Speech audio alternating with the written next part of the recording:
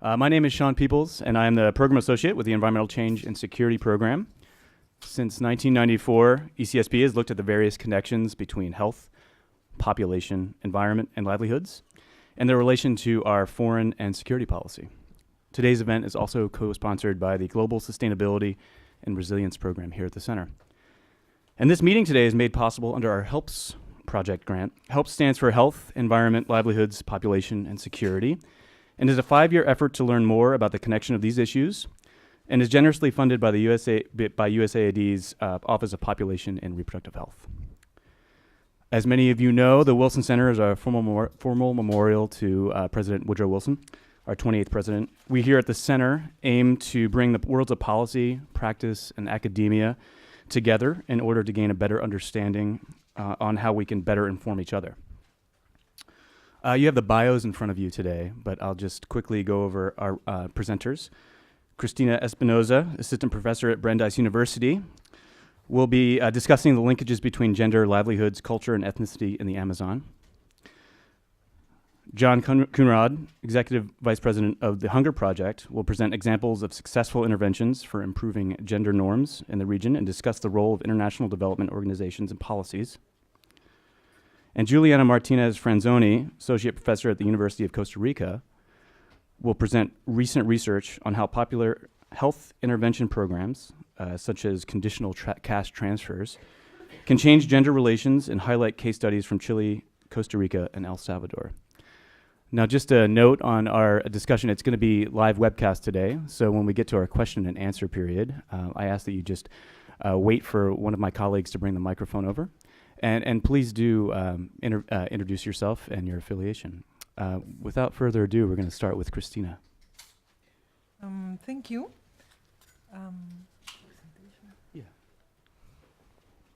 Okay, it's a real pleasure to be here with such a smart audience and very interesting colleagues, and really look forward to the conversation. And these topics are really important, and usually it's not very common. I was very excited to be here because it's not common to have this discussion addressing both the importance of gender equity and the importance of cultural difference or ethnicity.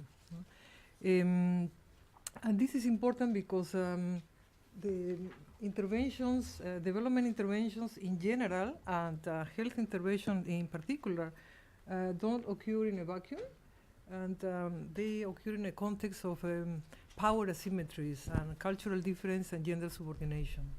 And this is important because what we have is different cultural frameworks that give meaning, different meanings to the same reality. And that originates not only communication gaps, but in a context of ethnic subordination is another layer of disregarding the situation and the role of women, and particular local or indigenous women. So that's what I'm going to discuss today, and I'm going to use a case study from a broader study I conducted in the Peruvian Amazon. Actually, I came to look for the way gender and socioeconomic factors affect the use of wildlife. I was not looking at ethnicity because these are populations that are labeled as mestizo or assimilated native. And to my surprise, the ethnicity, and particularly what I call ethnic spirituality, was so fundamental defining the daily life of people that it became critical to understand not only gender relation, how the relation with the natural environment was gendered or different by gender, but also the important role of ethnicity shaping these interactions. I have to jump because I underestimate the length of my presentation, so I will be happy to answer any questions, but I will go into the main points so I can stay in track and be a good girl. So what I want to say, what is important is that these villages are part of what is understood as ribereños, or the riparian people in the Peruvian Amazon, a space that is very differentiated. So I have no aim to generalize my results, but I think what I present here really can show some light on the links between gender, ethnicity, and development with particular emphasis on health. And I will show the map, kind of an old map I have. And you see these two shadow areas. The one to the left is the Pacaya area National Reserve, the largest in Peru, an area of high diversity. And I will not talk about the other because I will only focus on San Martin, the community close to the mouth of the Marañón River. And this area is an area of Cocama, an ethnic group that in the 30s decided to stop speaking Cocama to the children. So the adults I interviewed were the children who were raised up speaking language, and it was an attempt to erase ethnic markers because of the situation of discrimination they face, their parents face. So it's interesting that what usually people think as mestizos had so many and so strong features of what we can call indigenous or native, or I mean, I don't want to go there because it's a whole discussion that I don't want to, but I want to show some pictures showing how rustic livelihoods are. The conditions are very, but this is not because they don't know better. Most of the adults in the village, and this is common to many villages I research, are return migrants. They go when they are young to Iquitos, to the capital of the region, to try to make a living, and usually they return in the 40s, also early, to raise a family in the village because the conditions in the city are of extreme poverty. So more of, just to give you an idea of what are the conditions of the livelihoods. Okay. Now, as I said, the people perceive the world as a spiritual reality.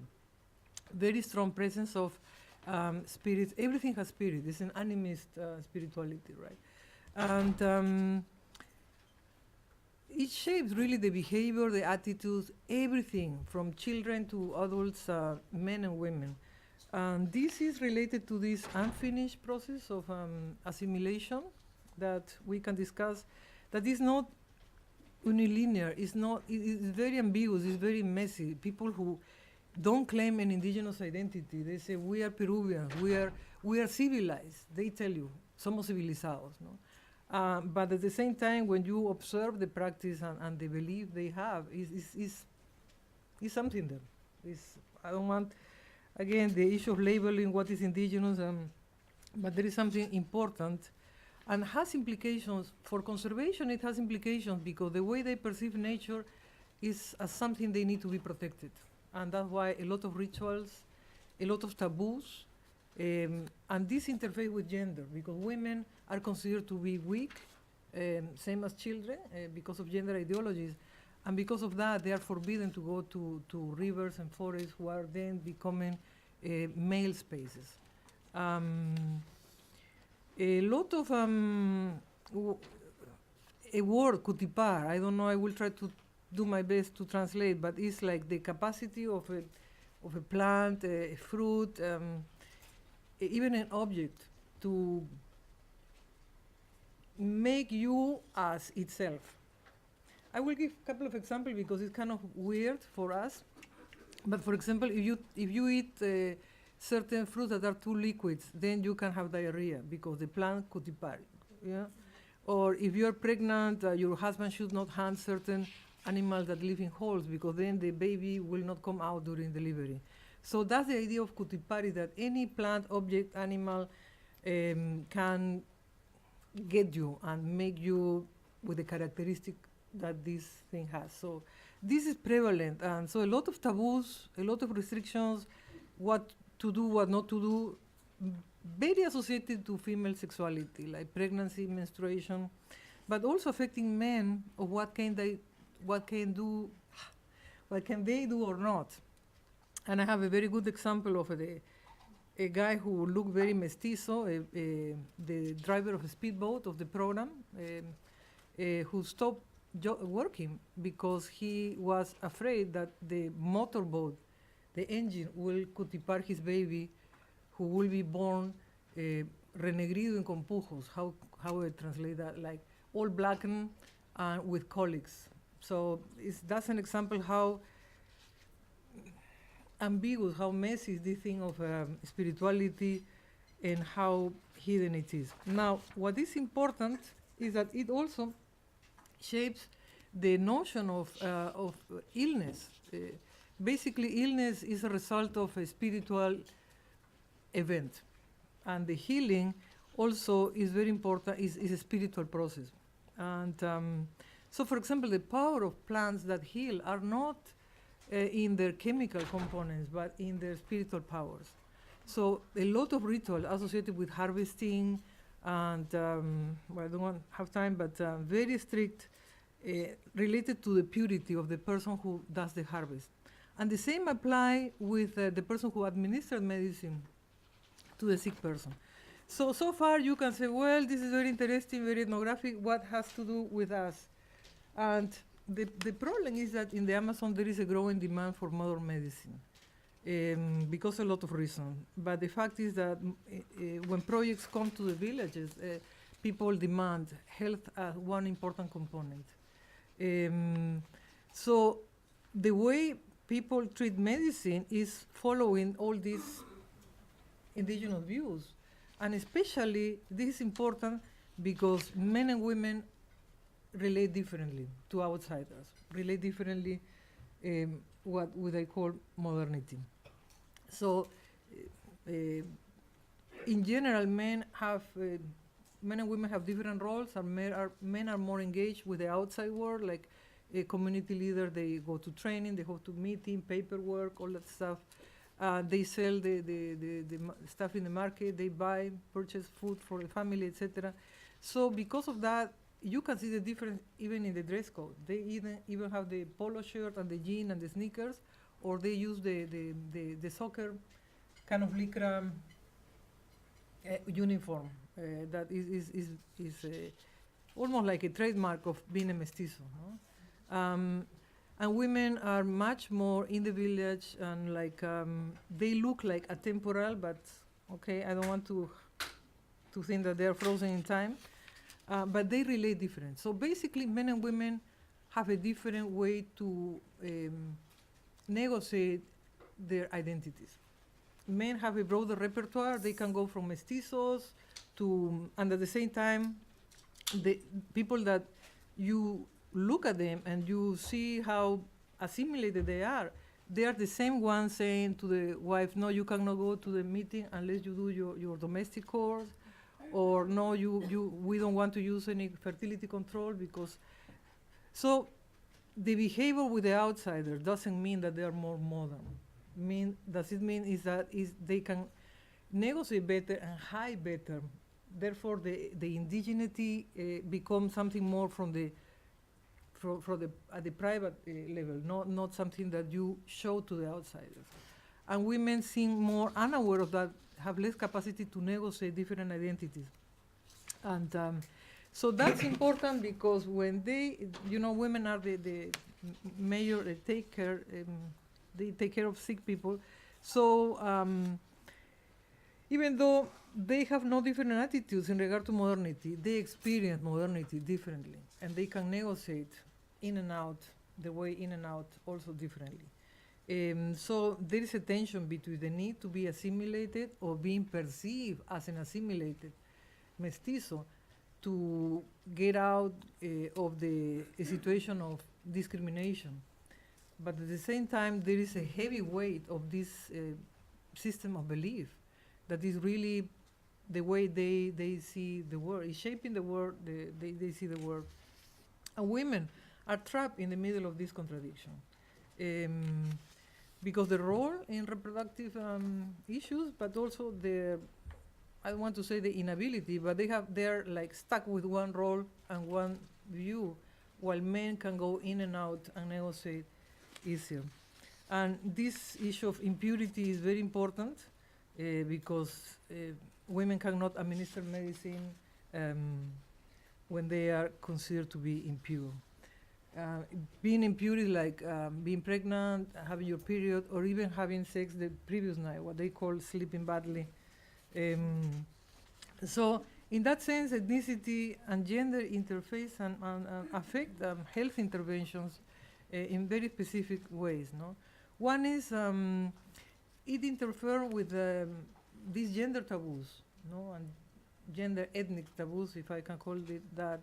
For example, what women can tell to a nurse, what women cannot tell, at what time they reach modern medicine.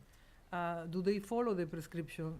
Can they administer prescription if they are impure? So there is a lot of very, one of the reasons I got interested in the topic is because I observed that mothers were not administering the medicine that the nurses gave them, and the nurses were very mad and asked why you didn't. And the women sometimes silent, or sometimes say, well, I couldn't because I was impure. And nurses run really mad and scream at them, and then later they make fun. These women, they're so stupid, so ignorant. So that what really caught my attention, and I decided to write this little piece, an article, trying to have because the result is that women are further marginalized, and in a situation where they are already marginalized. No? So it's a very important, this encounter. And this is because we have different frameworks that are not recognized, different cultural frameworks that are not recognized, because we have one hegemonic cultural framework, the modern, so to call it, and it doesn't recognize that there are others. It easily labels ignorance, superstition, is very derogatory. And actually, there are different ways of defining illness and healing, and the indigenous views are really disregarded. So, kind of running a little, but so it's very important because the ethnic identity, what I observe in the Amazon, are very fluid. And there is a lot of ambiguities. People, one side, they don't want to be labeled as indigenous. Okay. Until 1968, if you were a shaman or a traditional healer, you could end in jail just because a priest accused you. And I met people who were had that experience. So, and this is not very long time ago, right? So there has been a systematic effort by the militia first, the colonizer, the church, and the school system, and now the projects. I have to say, sometimes I feel that we are part of this chain of civilization or civilizing people, and so there is a lot of blindness about the role of ethnicity and the need to recognize cultural difference as part of rights, and also because this interacts with the subordination, the gender subordination. No? So there is a stigma associated with indigeneity. So one side people say, no, we are not indigenous, we are civilized, we are Peruvian citizens. But there are some people who are claiming identity, Kokama identity, so it's very differentiated, and it's also evolving in time. It goes, some people go back and want to learn more, want to learn the language. So it's not a process that is clean cut, that is not black and white, no? And well, I think what is important, and this show, is that there is something that we need to learn more, and something we need to pay more attention, and see how this gender and ethnicity interact, because I think what I present here show that men and women experience differently modernity, and they have different capacity to negotiate and to relate with to development. And this is important because the women are caretakers, and there is what they are experiencing is a very derogatory treatment. Not only when they go to the clinics and the public post in the head of the districts, but also in their own village. And that's what one woman told to me. She said, it's very sad that in our poverty we have to rely on modern medicine And because of the way we think, we are treated as if we were nothing. That's what she told me. In our own home, meaning in our own village, they felt treated as nothing, no? Completely disregarded. So I think this is important because if we take these things into account, then health intervention could not only be about healing the body, but also healing the traumas associated with this process of civilizing or assimilation that is very, should be very contentious. If you have questions, well, these are the sources. Couple of articles where I have presented this in more details. I hope I am in time, and I hope I didn't rush too much. But nothing worse than having the bell sounded when you are just in the middle. So I wanted to make sure I got to the end. Thank you very much. Thank you. Up next, we'll have John Coonrod from the Hunger Project. Great, thank you, Sean, and thank you for Christina. I'm really happy that I'm following you because you've laid down a lot of the information that my colleagues are seeking to address. So and I have the clicker. Let's see, does it click? Awesome. Okay. I really appreciate this opportunity, and I bring you greetings from indigenous women in Bolivia, Peru, and Mexico that the Hunger Project has had the privilege to work with. My purpose is to give you a briefing on what's happening in the indigenous women's movement and a little bit about how the Hunger Project has tried to support building the capacity of that movement. Because in my experience,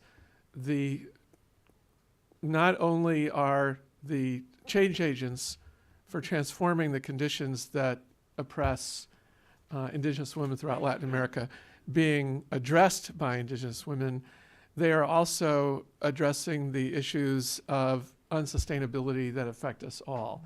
The wisdom traditions of these women may actually be our pathway to a real modernity. Our program, the Hunger Project, works in Sub-Saharan Africa and South Asia and Latin America. My colleague, the country director of Bangladesh, is here. One thing that characterizes the Hunger Project is that we have no expats anywhere. So sorry, anyone who was looking for a job, but we don't have them. We really empower local leadership. And in the case of Latin America, it was hard at first for those of us in the developed world to even think seriously about the problems in Latin America because Latin America seems so much wealthier than Sub-Saharan Africa or South Asia. However, in the rural areas, you have poverty that is just as severe as you would find in Bangladesh or Burkina Faso, and particularly among the indigenous communities. There are conditions there, and in many places those conditions have actually deteriorated. In Peru, for instance, that Christina was talking about, the poverty rate in the rural areas is 56% compared to a poverty rate of 18% in the urban areas. This is largely due to ethnic discrimination, religious discrimination against the great civilizations that populated this continent 30,000 years ago. Indigenous women suffer double discrimination.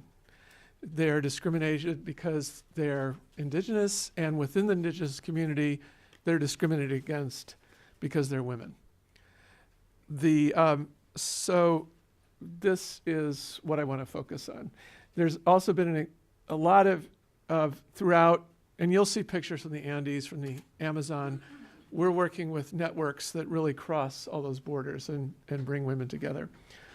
But poverty in rural Latin America is increasingly feminized.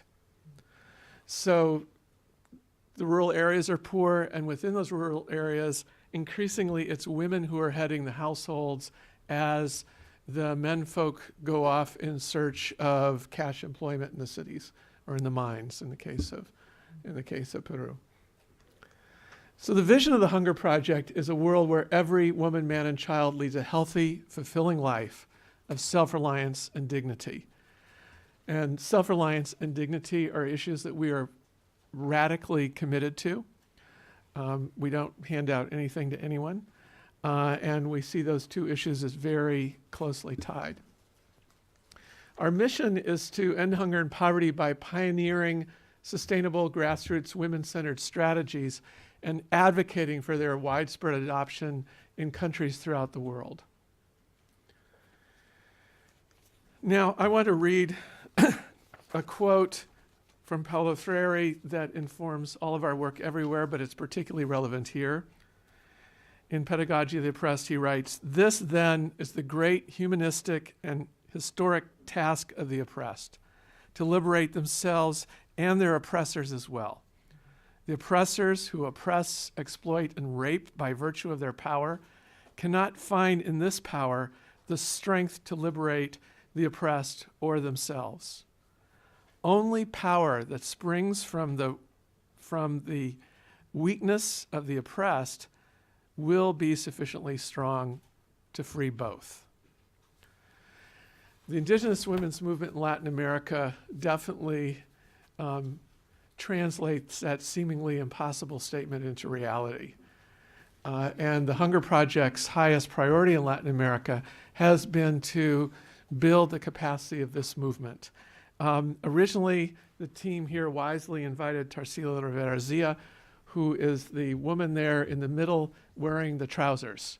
She is the leader of an indigenous network that not only covers all 47 language groups of Peru, but extends to indigenous women's groups all over Latin America. Tarsila unfortunately couldn't be here, so with some trepidation and humility, I will try to represent her. The Hunger Project's strategy really starts with three fundamental elements. The first is to mobilize people for self-reliance, to really awaken people to overcome this sense that they are powerless, that perhaps their destiny is to be oppressed and to be poor, and to reawaken their knowledge of their rights, reawaken their dignity, and build on that as the pathway to economic progress, both for women and men. We start that process with a fairly simple workshop being conducted here in Tzotzil with an English flip chart for my personal benefit. But this workshop has people explore their own vision for how they would like their community to be, to analyze that vision and discover that in some sense in their own minds they have been waiting to be rescued, and that almost everything that is in their vision are things that they could be working on today. And then to really make an individual and joint commitment to take action to fulfill that vision and to design self-reliant projects that they can carry out very quickly initially to prove to themselves and their community that they really can change the quality of their life, seize their rights, and move forward. That leads to a lot of fairly small scale projects initially, but they get bigger and bigger.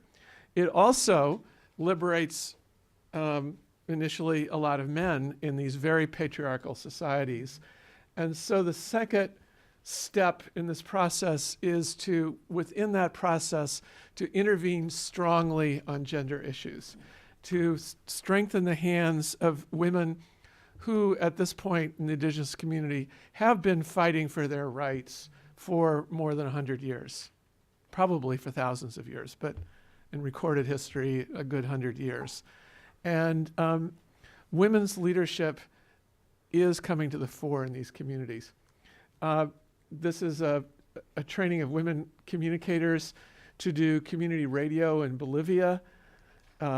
This is a map of the 47 different language groups across Peru. They all have women's movements within them. And the genius of Tarsila's organization, which is called Chirapac, is that with our support, they have brought together all of these groups. And the leaders of these groups generally speak Spanish. Most of the women who are members don't speak Spanish, but the leaders do, so they all come together. They can bond in Spanish and through the heart, and they identify an area of capacity building that they want, whether it's their legal rights or issues of sexual reproductive health, issues of importance to them. They develop a module for developing their own capacity in it.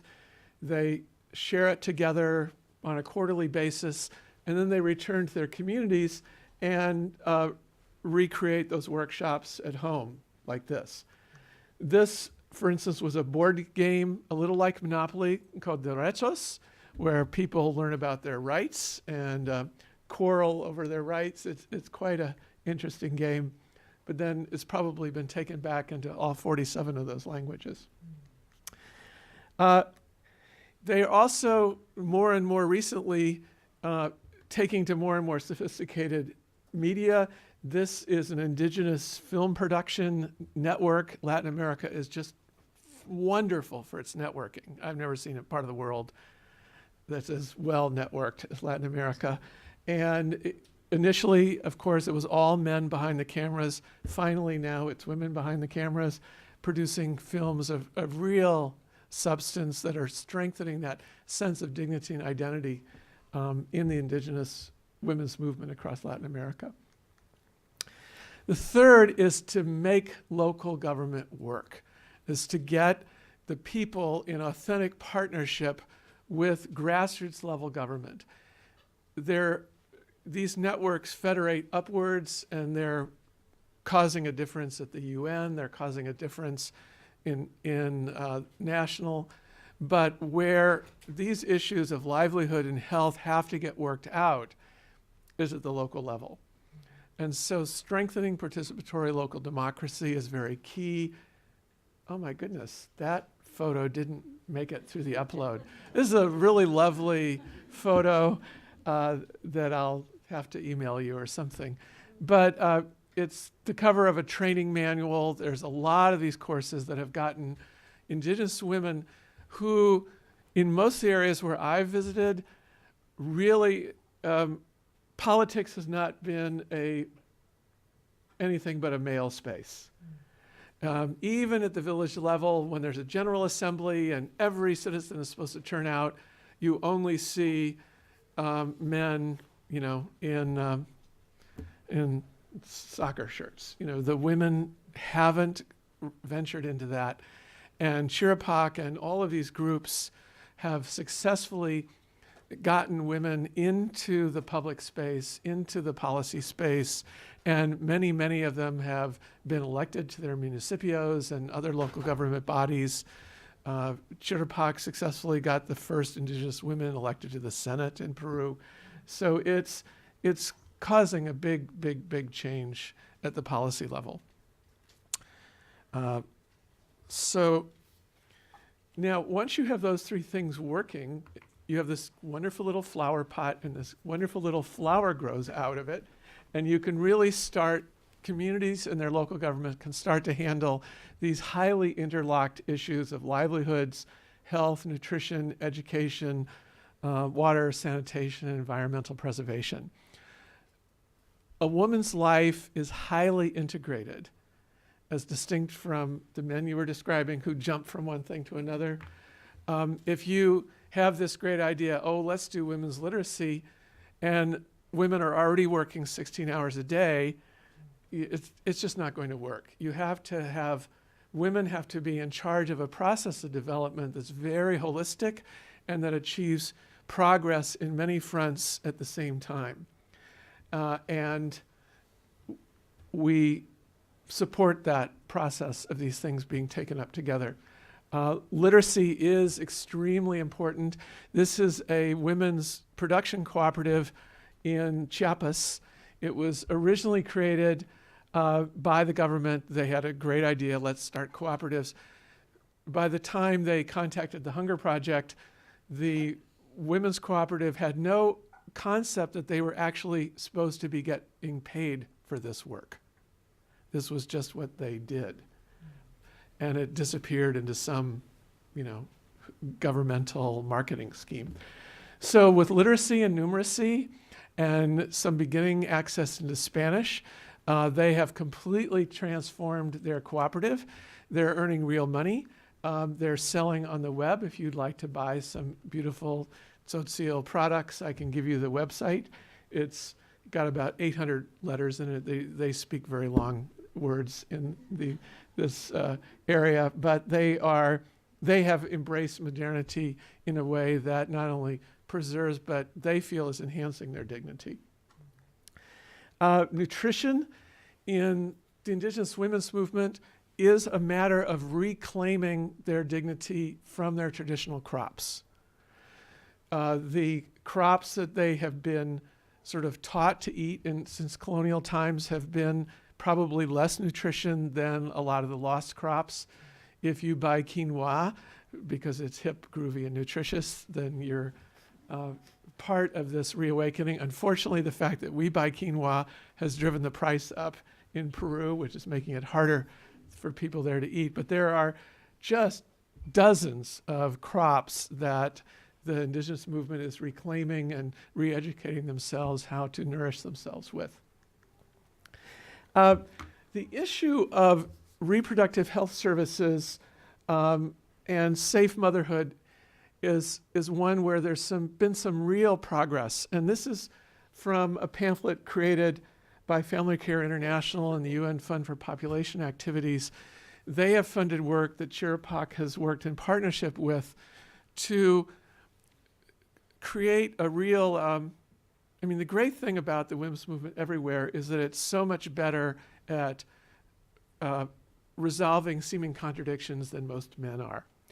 And they have created a peace process between the modern Western medicine and the traditions that Christina was describing, where they set up a council to negotiate and to educate the Western medical personnel how to treat people with dignity.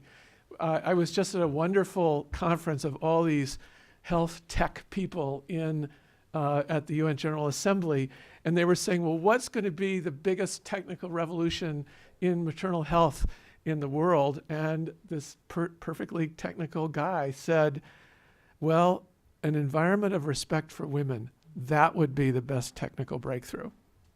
And that's now being achieved, where women don't have to lie on their back with stirrups to deliver their baby. They can actually squat in a traditional way. They can have their family members in the delivery with them. They can keep a lot of their clothes on, frankly. That's a big issue in traditional, not in the Amazon, but in many of the traditional cultures. And this is working. This is working, and the more power and the more mobility that the women's movement gains, the faster these things are going to get resolved. So that's an overview. I'm happy to answer any questions that come up later. Thanks.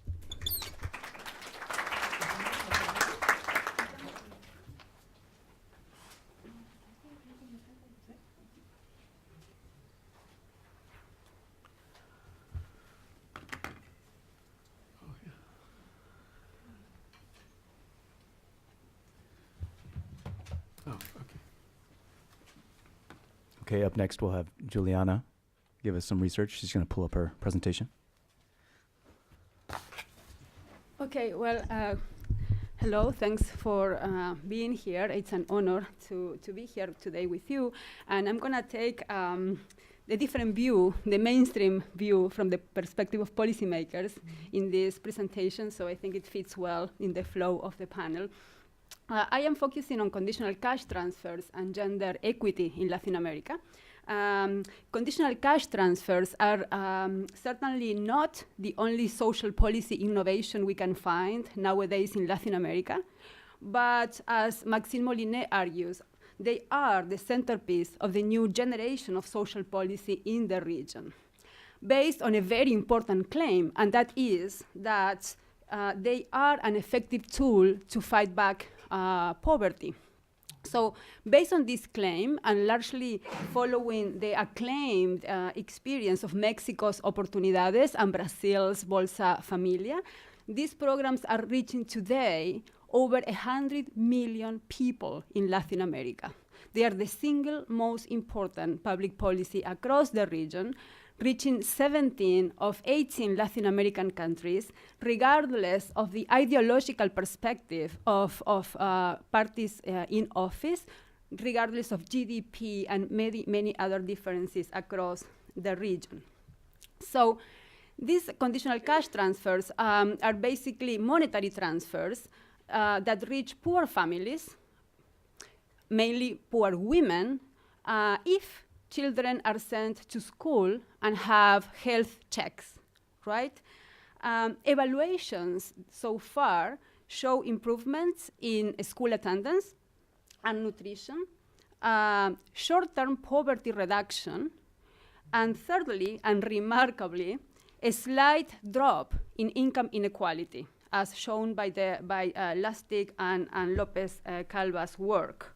Now, which components of CCTs are making this happen, whether it's the conditionality itself, whether it's the fact that in order for governments to create conditionality, they have to expand services, or just the transfers, just for people, that the fact that people have more monetary resources, is a much more contentious matter, right? These are very contested programs, and they are at the policy crossroad between two different views of what these programs should be like in the near future. One view that seeks to consolidate networks of minimum safety nets that reach only the poor, and a second vision that argues that this can lay the basis of universal social policy that brings together not just the poor, but also the non-poor across the most highly unequal region in the planet. So this is the main contesting issue, but the second one has to do with gender relations. These programs are aimed at neither promoting nor deterring gender equity.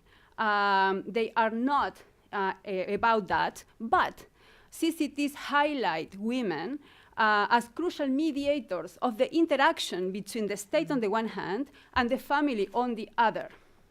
So we know that any policy has both intended and unintended consequences, right? And in this case, provided the central role of women, particularly of mothers, in the architecture of CCTs, gender relations are an obvious matter of inquiry. So there you have, in this policy architecture, women, mothers, at the center of the CCT programs, A, as recipients of services, B, as primary recipients of cash transfers themselves, and C, as primary responsible for complying with conditionality. And the question is whether having women at the center of this interaction reshapes gender relations, and in what direction, right? Is this a positive or a negative policy intervention for gender relations? There are a number of very important evaluations available, and the debate has been largely polarized between positive and negative assessments, mainly depending on how people see the role of maternalism in public policy. Is maternalism a positive or a negative thing?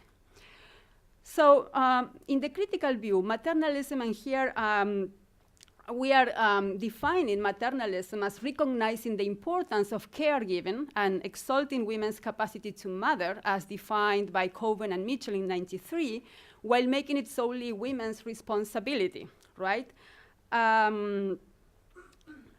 while Coben and Mitchell proposed this definition of maternalism as a historical concept to refer to a very specific type of women's activism in the foundational period of welfare states in the North, as recently argued by Silke Stav, maternalism has become a very important concept for the analysis of contemporary policymaking, and particularly around CCTs.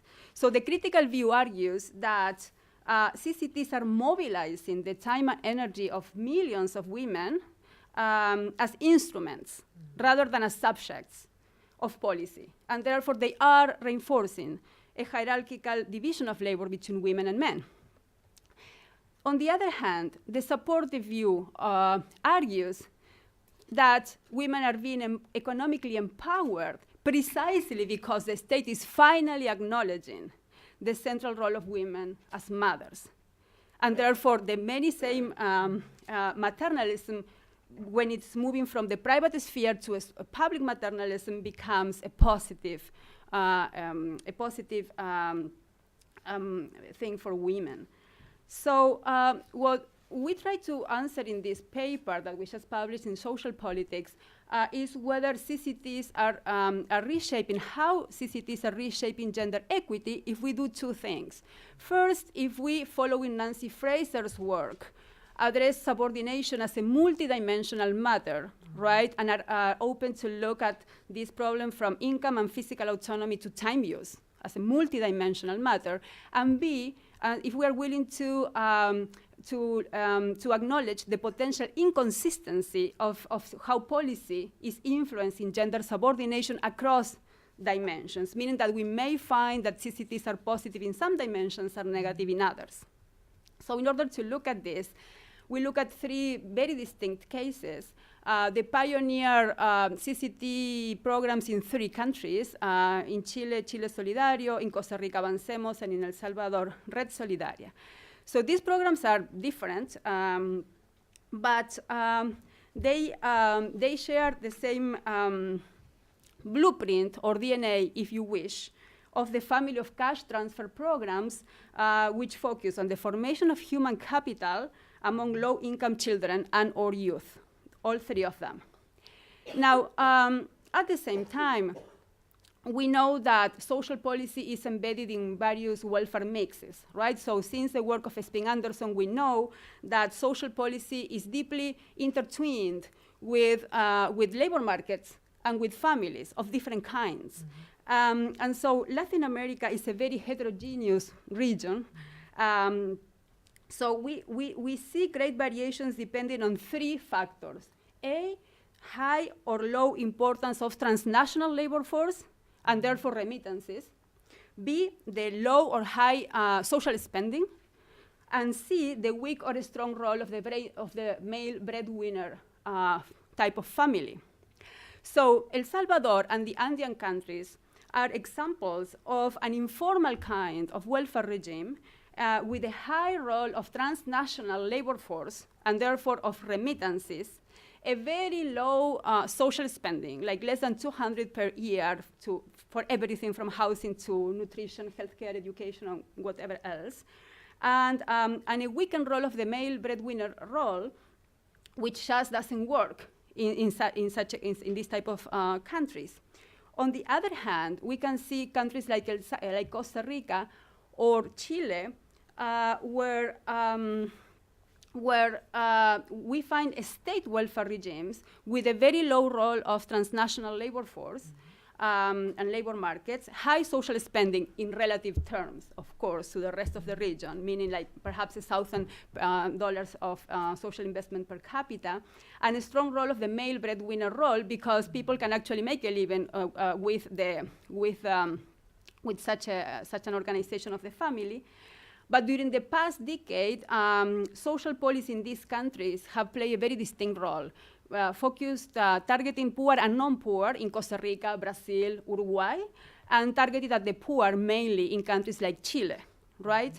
So what we do in this research is we isolate the role of the welfare mix by looking at programs in these different environments to make sure that we are actually sort of isolating what's particular of CCT programs.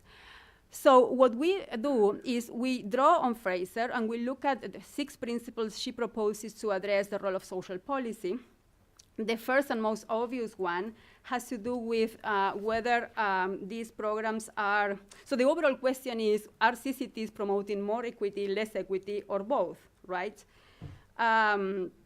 So anti-poverty is a very basic criteria to assess these programs. Are these policies increasing female access to resources? The second one has to do with whether these programs are helping overcome assumptions regarding women's sole responsibility for unpaid work. Are they doing that or not? And therefore overcoming exploitation. The third criteria has to do with anti-marginalization. Are these programs ensuring women's full participation next to men in all areas of social life they want to participate in? Particularly paid work. See, this is a region where at least a third of all households across Latin America are female-headed. And between 80 and 90% of those households do not have the permanent presence of a male person in the household. Therefore, for these women and these families, having paid work is a critical matter to overcome poverty defined in income terms. And this has a lot to do with time use, right? If gender roles are not reorganizing in some extent, whether bringing men on board or having other institutions, the community, the state, even the market, deal with current unpaid care, it's very difficult for women to join the labor market and find decent work. A second dimension has to do with social income. Are these programs helping reduce the gap between women and men in their access to in-kind resources, not just monetary, but in-kind? And finally, respect. Are these programs helping or promoting an appropriate treatment of men and women as reflected in design, in program design, but also in how public servants interact with them, right? So these are what our lenses, and our data is mostly secondary sources complemented with primary sources, particularly for El Salvador and Costa Rica. Secondary sources are not as robust as the most studied case of Chile. So our findings, in a nutshell, what we find, when it comes to anti-poverty, there's no question that these programs are having a positive effect. In all 3 cases, cash transfers go almost exclusively to women, and women are gaining better access to monetary resources. They are improving access to economic resources, which is something different from economic autonomy, which it can be too much to ask from a small monetary transfers, right? But improving access to economic resources and doing this regardless of the spousal and family arrangements in place, which is something very important. The spousal arrangement does not matter for this purpose. Now, in terms of anti-exploitation, these programs definitely seem to reinforce a traditional division of gender roles insofar as they share similar assumptions regarding women's solely responsibility for caretaking. With more or less emphasis, in addition, these programs assume that women must be educated as better mothers. Measures that help women protect themselves and their families, for example, from sicknesses, through adequate nutritional practices are welcomed, of course, but making this a matter of assumption rather than of empirical evidence seems to be problematic, right? Always assuming that they don't know, right? Anti-marginalization. Here, measures to improve women's access to paid work are timid. They are just stated, and a little inroads in Chile and a little inroads on paper in El Salvador. But it's very much not a concern, a central concern of the programs. And there is the absence of attention to child services and to the demand side of labor participation. So that's not the strength of this program. In terms of time use, gender roles within the family are pretty much left up to individual preferences, which is to say that they are left up to reproducing the initial division of labor between women and men. And so grandmothers are welcome, aunts and cousins are welcome as long as they are all women who are expected to perform this work. In terms of social income, we see that services are made available for women to become better and healthier mothers, which is good. I mean, we have to acknowledge the importance of this, and in this sense, these programs are decreasing the gender gap, more in Chile than in Costa Rica and El Salvador. The limitation is that these are services only as long as women are pregnant and only related to health problems that are related to pregnancy, not beyond that. And that's a limitation to this good outcome. And finally, concerning anti-inequality of respect, well, usually these programs are assuming that low-income women need to be enlightened, and they have to be told exactly how to use resources, which is sort of like contradictory with the notion that they are choosing women in the first place, because the programs claim that women know what to do with family resources. But after that's said, then you find a long series of mandatory behaviors, from telling women not to spend resources in a blanket, but just on food, even though maybe it's a blanket, what's most pressing for children not to be cold during the night before they go to school the following morning. So they assume that women must be educated as better mothers, and again, as a matter of assumption. Now, based on these findings, adapting the work of Nancy Fraser, we see that despite differences in design and in the welfare mix in which they are embedded, the positive effects of CCTs revolve around 2 of the 6 principles: anti-poverty and equality of social income. We see poor performance in the other 4 principles. CCTs are not assisting in overcoming the notion of women's sole responsibility for unpaid domestic work.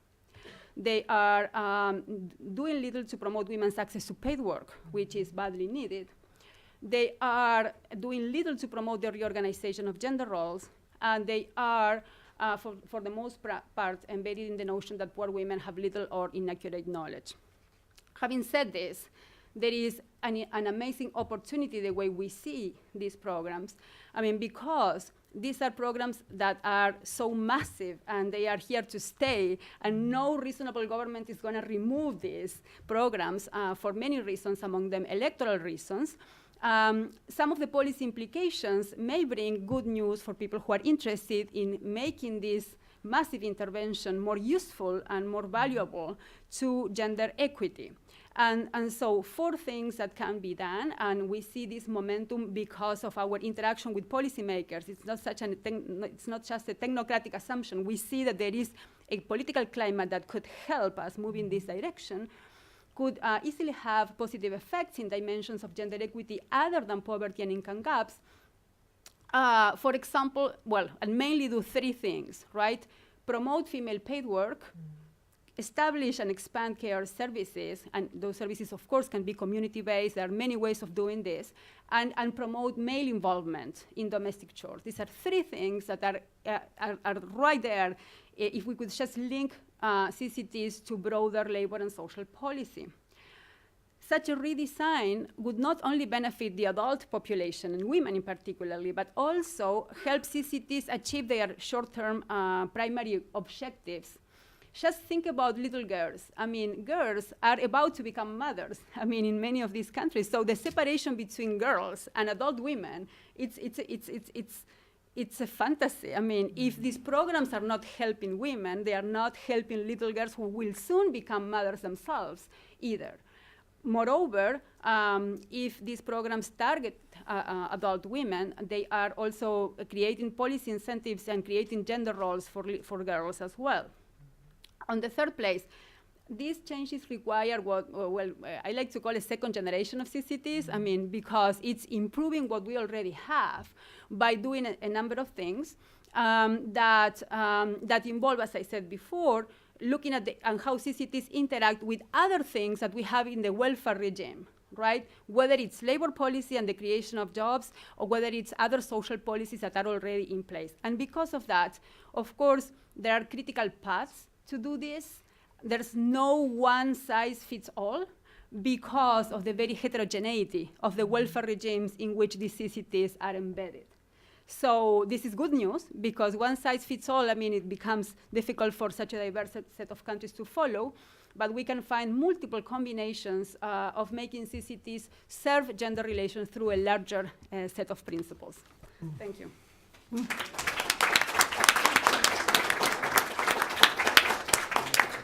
Thank you so much, Juliana. Now we're going to open it up to our discussion period. Once again, can you please let us know who you are and where you're from, and wait for one of my colleagues to bring the microphone to you.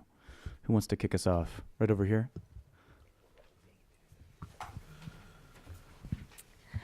Thank you. My name is Kara George with Chemonics International, and this question is specifically for John with the Hunger Project.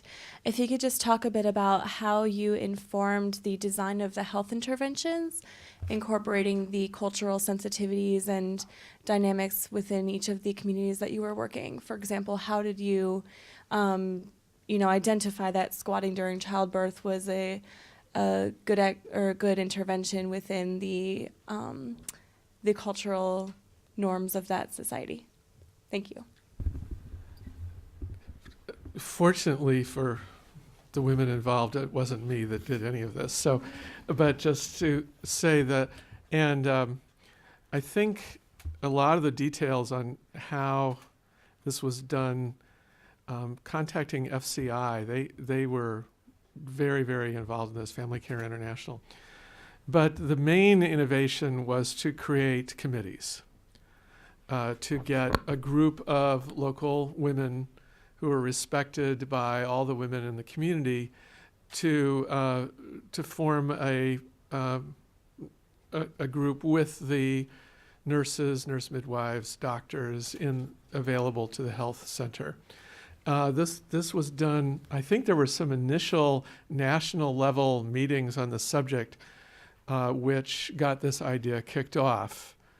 But then it was actually the details of what happened are worked out pretty much in each community. So there are certain, the women in each community had certain practices that they just, one, are not harmful. You know, having a baby squatting is no more safe or unsafe than lying on your back. So, you know, that the medical professionals could agree that, you know, there's no harm going to come from that, because they're prohibited from doing harm. And other things are just, are a bit of an assault to the Western medical culture, you know, having family members there and keeping some of your clothes on, but they're not harmful. So the committees would meet and decide these things on a local basis. Right over here.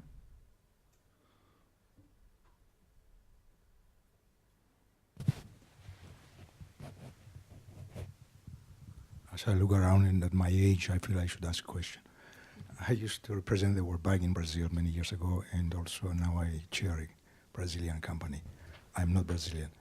3 quick questions.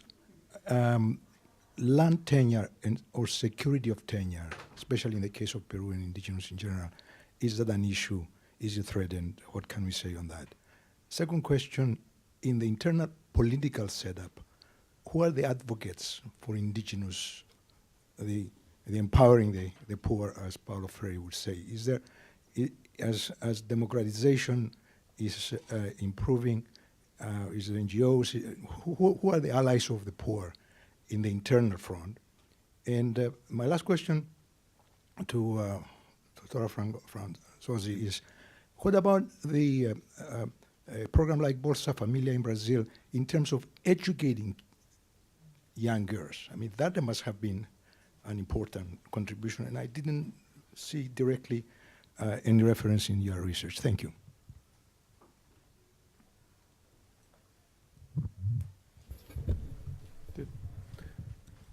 Shall I go? Yeah, well, our departing point is that evaluations extensively show how CCTs have positively contributed to both nutrition and education, right? Which is perhaps different to say that they are contributing to human capital, because human capital goes beyond finishing primary school, right? But or having basic nutrition. But I think there is no argument about the important role of CCTs in both of these regards. So, but our question then is, okay, what else are they doing if we look at these programs from the point of view of gender relations and gender equity? Now, I think that one of the main allies the poor may have in redesigning policy, I don't know if you would agree with this, are technocrats. I mean, CCTs are a very top-down kind of policy, even though in their origin, I mean, the history behind Bolsa Escola, which is in the origins of Bolsa Familia, is very different from the history of Mexico's Oportunidades. One was very bottom-up, sanitary movement, collective action at work. The other was top-down human investment paradigm. One was more center-left, the other was center-right. But once these programs are repackaged as sort of like this cool intervention that all governments must have, it becomes a very top-down policy, and top-down policies may be negative in many ways and positive in others, right? For example, when it comes to promoting, creating incentives for gender equity in household chores, top-down public policy can create incentives that practices and cultural norms will not easily, right, do by themselves, right? So in that sense, I see this technocratic dynamic as a potential ally, particularly because women are voters, and the fact that poor women are deciding elections across the board in Latin America has brought politicians much more interested in what they can do for women, right? The question is, what's the chip these technocrats and policymakers have when they are looking at women? I mean, and so there is an agenda for re-socializing technocrats and re-socializing public policy makers and public servants who are reinforcing the notions that poor women are basically, well, they don't know anything. They have to be told not to spend money on doing their nails. They are, if you don't look at them carefully, they will, go and do things with money that's not advisable, and so on and so forth. So I think there is a big room for this re-socialization. Yeah, I think, of course, it's evolving, but it's not at the core of the concerns of these programs. And our argument is that and it's not only mine, of course, right? The UNDP is trying to work in this direction. ECLAC in Latin America is working in this direction. I think international organizations are a powerful ally to put gender relations in the center stage of this debate, not only because women are mediators, but because we need to think about equity as a way of making these programs effective. My argument is that you may not like gender equity. We don't need people to be convinced about that, because, I mean, we need allies. And allies may think about gender equity in different ways. You find politicians in Latin America who still think that the best way to deal with some of these problems is to have women back in the household, right? With over 50% of Latin American women in the labor force, that's not going to happen. That's not going to happen. I mean, through economic crisis, through all the turmoils that we've gone through, women have not gone back home. But on the other hand, all the studies we have available show that poverty will not be overcome unless households have at least 2 income earners. And that involves women and involves, of course, the female population. So even for very practical reasons, you need to come up with ways in which you rethink gender relations and the role of women in the labor market. Before I give it to Christina, let me just mention the strongest advocate for Indigenous women are other Indigenous women. When I first met Tarsila, the only funding she had was from the Inuit. So the fact that there is, and the United Nations has, through the Permanent Forum on Indigenous Issues, has created the opportunity for global networking among Indigenous people, and that solidarity is the rock-solid base upon that I think has helped transform the media, helped transform academia, helped transform the entertainment industry, all of whom are shifting in that direction. I mean, Chirapaq was founded by a singer, popular singer. So it's there are a lot of forces in society that line up, but the rock that they can always count on being there is this global network of indigenous, because population density is small in these rural areas. So having this kind of network is the best source of allies. Yes, and I think increasingly issues of the right to cultural difference and the right to gender equity are being more recognized as human rights. Yeah. And in that sense, I think the constituency or the possibility for alliances is increasing. I want to comment on two things. One, about the land rights, which I think is extremely important for areas where land is an issue. There are areas like the Amazon where there are no limits to land other than what you can crop, what you can convert forest to land. And in that sense, it's not so much of an issue, but it's more about the productivity of agriculture, or the lack of productivity, the lack of profitability. I mean, you cannot make, sometimes people in this area of the Amazon, the price of the crop is not even cover the cost of production. So issues of market are sometimes even more important than issue of land rights. But I know there are other regions where land is a very hot issue, and equal rights to land is very important. But I want to comment quickly about the cash transfer programs. I think they're extremely important. And it's my impression that the awareness on the gender impact of this program has come like an aftermath. Like they were created as Juliana well presented, as basically anti-poverty policy instrument. And now is more awareness of what is the gender impact of this program. But there is another dimension that still is invisible in the case, and is what's the impact of these programs or ethnicity. In the case of Peru, they have created a program that one of the conditionalities is that women have to deliver in public health facilities. And that has created displacement of the midwives, and issues like, John? Like you were saying about keeping or not clothing, Right. having the family member present, which are really a whole disruption of your cultural, and this displacement of a midwife is part of this erosion of indigenous knowledge, this lack of recognition that their ways are also legitimate ways. This issue that it has to be like us, this issue of modernizing, civilizing. So there is, I think these policies are pretty important, and there is more awareness not only on the need to assess the impact in terms of gender, how to make it more gender sensitive, but I think it's important also to look at the impact on ethnicity, how to make it more right. Yep. In terms of recognizing the otherness. Let me make one other comment about land rights and property rights in general. The issue of land rights erupted into violence in July of 2010 for the violation by the government of principles of free, prior, informed consent by indigenous peoples before a mining company comes in and takes the property. So in the case of Peru, this erupted into violence.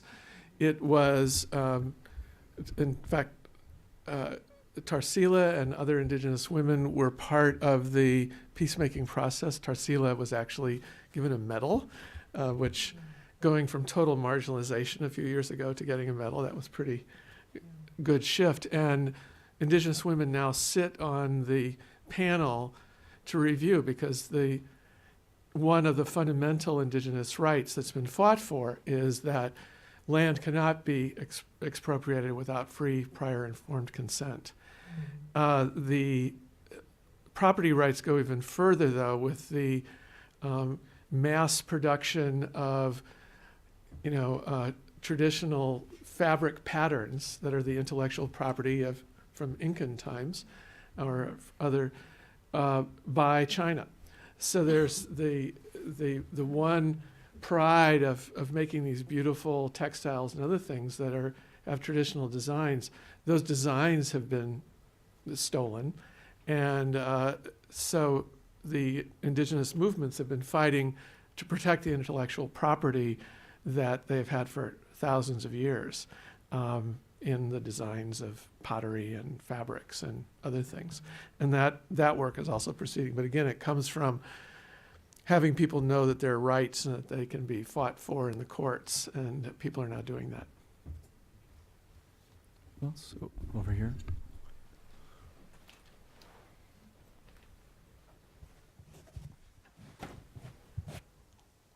I think I have a question for John and maybe Cristina. Can you just identify yourself and let us know? My Thanks. name is Omaira Bolaños. I'm from Rights and Resources Initiative. I am the Regional Director for Latin America Program. And so for John, I want to know, what do you know about the relationship between these indigenous women's groups with the national or regional indigenous movements, taking into account that they are more a male domain space, Yes. and how they relate to that?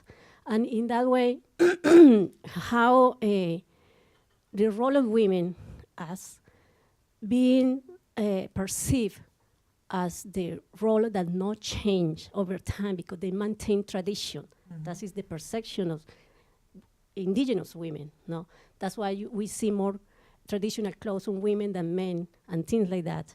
How that affect women's advocacy role at the national level? Well, let's see. I find this is a difficult area for the indigenous women's movement. If you think of our own country, the women's movement worked alongside the anti-slavery movement in the United States and kept being put on the back burner. So, no, you have to wait till slavery's over. No, you have to wait until there's peace. No, you have to wait for this, for this, for this. I think the indigenous women's movement has been,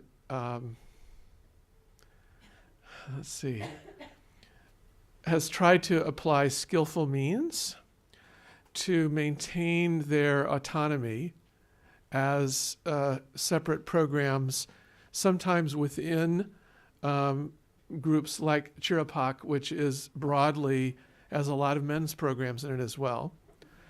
And in their relationships with indigenous men's movements, but not be destroyed by them. So I know if you may have noticed in the photos that I had from some of the conferences that the women's leadership program run, there were quite a few men in that workshop, and they were sort of strategically invited to soften them up on this subject. So it's required a lot of skillful means, and certainly they do share in common this big commitment to restoring dignity and indigenous identity, which in Peru has been a particular problem. There's a great, I would say, falsely socialist ideal that there are no races. But in Ecuador and in other countries where there really was a more pronounced indigenous movement, that is carried over because of these international networks.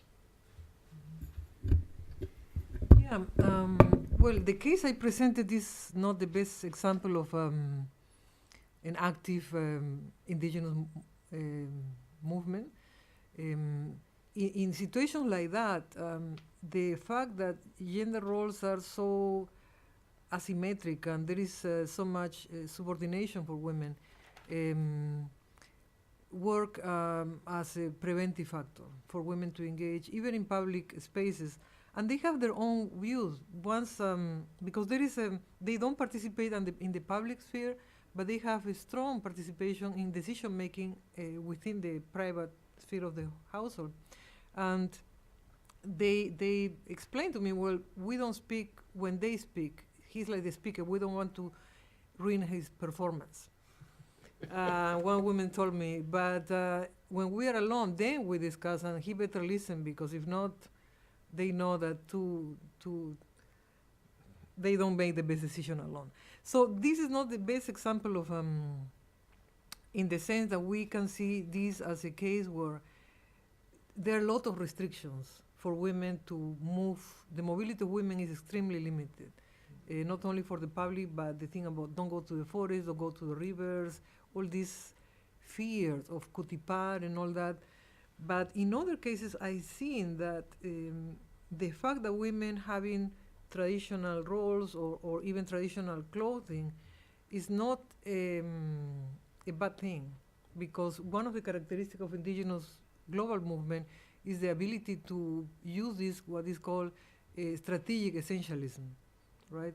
And they build on how exotic they look as a way to gain attention in the media, and they build on their difference, basically. And in that sense, women are very well positioned to show their traditional ways, and by this strategic essentialism become also their own pride, as you say, is finding their way, because this process is messy.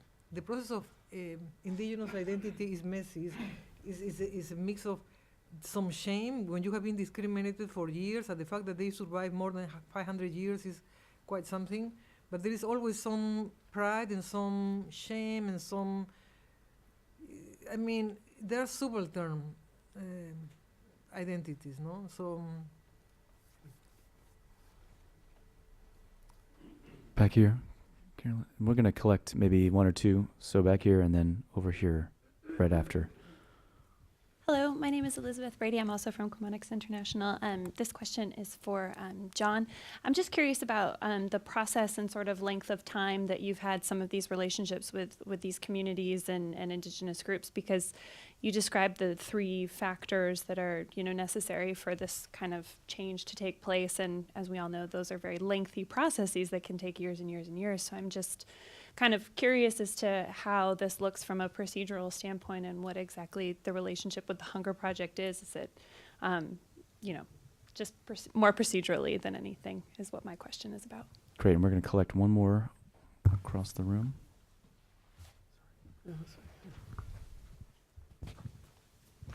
Hi, my name is Ella Ewart. I'm with the Peace Corps.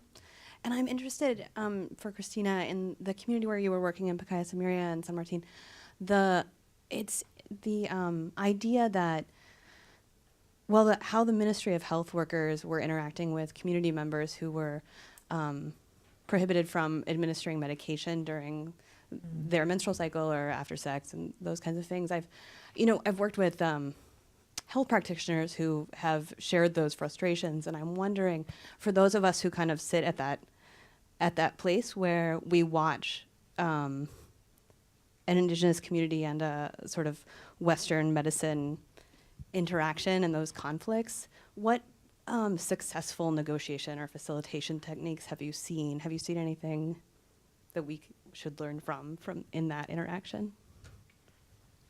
Does that make sense? Unfortunately, because it's, as I said, first, it's not my field. Health is not my field. I've been more into conservation. So this was something that I discovered and I thought it was important and I wanted to explore. But it's not that I have follow-up. I don't work on health intervention. But I read quite a lot and I didn't find things. I read a lot of frustration in terms of reproductive health with similar issues. So unfortunately, I cannot tell any happy stories or any follow-up. But I thought it was important to highlight the gap because usually it's invisible. So that was more my role. Thank you. Let me also address that one if I could. The successful negotiations I've seen in a lot of different regions. The first is that culture is always changing. And so the most important place to stand is the recognition that all cultures are always changing and that people are not stupid. Neither the Western practitioners nor the traditional practitioners are stupid. They do not want to continue something that is harmful. And so if you have that confidence in both parties that they do want to not do what's harmful, and if you then have some patience to allow them to create a solution, we have lots and lots of examples of tribal elders creating brand new ancient traditions. You know, they will change something and then they will lie about it. They will say, it's always been this new way. So there's an importance to maintain the tradition, but there's a real constant change in those traditions. Traditions are not traditional. So if you have confidence that people, once they think through these issues for themselves and understand the harm, et cetera, they will come up with a good solution. In terms of the time that the process takes, that is very, very variable. If there are catalysts within a community that get turned on by this process and have respect by others, progress can occur very, very fast. Maybe over a 6-month period, you can see a community sort of come alive with a sense of what it can do for themselves. We've seen a lot of other communities where just that first phase can take 2 years.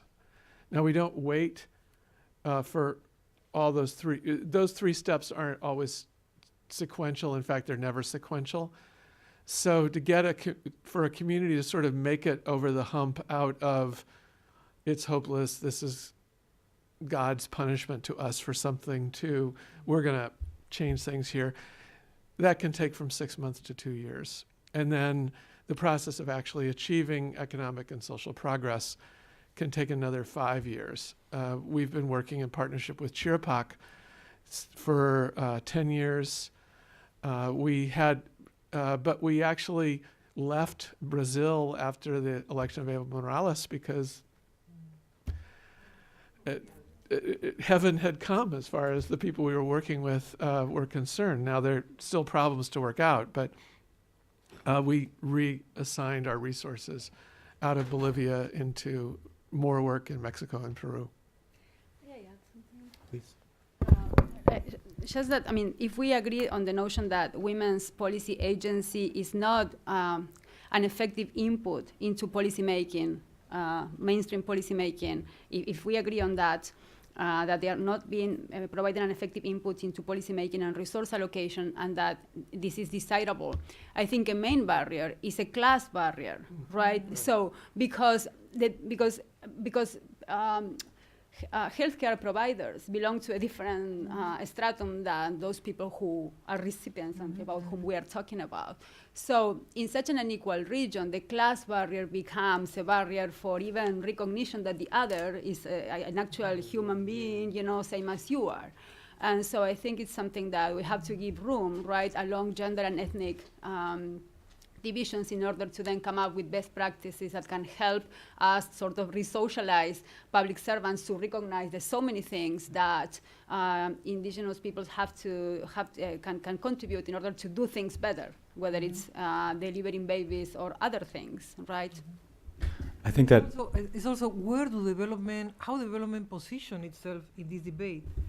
We want to be the civilizers, the hegemonic modern discourse, or do we want to open space for recognizing difference and diversity?